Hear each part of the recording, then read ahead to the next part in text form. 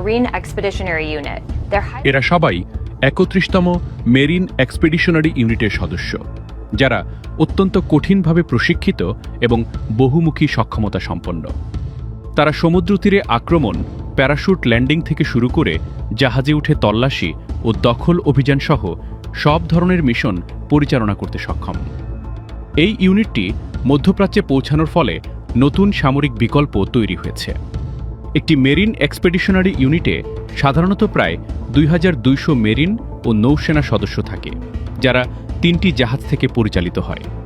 একটি বড় জাহাজ, স্পিডবোট নামাতে সক্ষম এমন একটি মাঝারি জাহাজ এবং জনবল ও মালামাল পরিবহনের জন্য একটি ছোট জাহাজ। এই ৩টি জাহাজ একসাথে একটি ভাসমান সামরিক ঘাঁটির মতো কাজ করে, যা কোনোরকম স্থলঘাঁটি ছাড়াই দ্রুত যে কোনো স্থানে অভিযান চালাতে পারে। এতে রয়েছে F-35B যুদ্ধবিমান, সাজোয়া উপচরযান, ল্যান্ডিং ক্রাফট, অসপ্রে টিলট্রোটর বিমান, হেলিকপ্টার এবং ছোট নৌকা।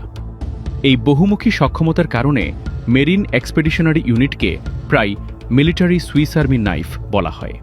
এরা সবাই ৩১তম মেরিন এক্সপেডিশনারি ইউনিটের সদস্য। ইরানের বিরুদ্ধে সম্ভাব্য যুদ্ধে এই ইউনিটকে বিভিন্নভাবে ব্যবহার করা হতে পারে। তারা হরমুজ প্রণালীর গুরুত্বপূর্ণ দ্বীপগুলোতে অভিযান চালাতে পারে, যা বৈশ্বিক জাহাজ চলাচলের জন্য অত্যন্ত গুরুত্বপূর্ণ।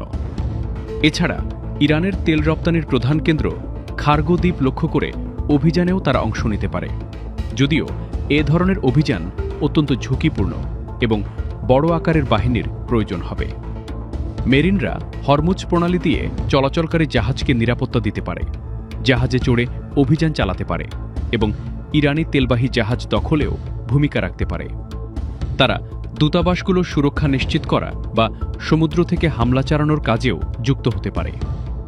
আরেকটি গুরুত্বপূর্ণ বিষয় হল, এই বাহিনীকে বিভ্রান্তিমূলক কৌশল হিসেবেও ব্যবহার করা হতে পারে, যাতে ইরানের মনোযোগ অন্যদিকে সরিয়ে অন্য কোনো অভিযান চালানো যায়।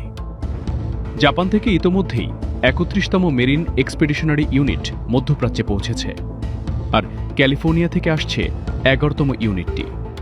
পাশাপাশি যুক্তরাষ্ট্রের ৮২তম এয়ারবার্ন ডিভিশন সহ অন্যান্য বাহিনীও মোতায়েন করা হচ্ছে।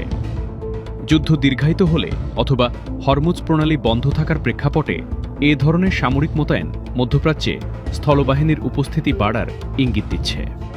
Remains closed. The Marines are just some of the boots on the ground troops that are being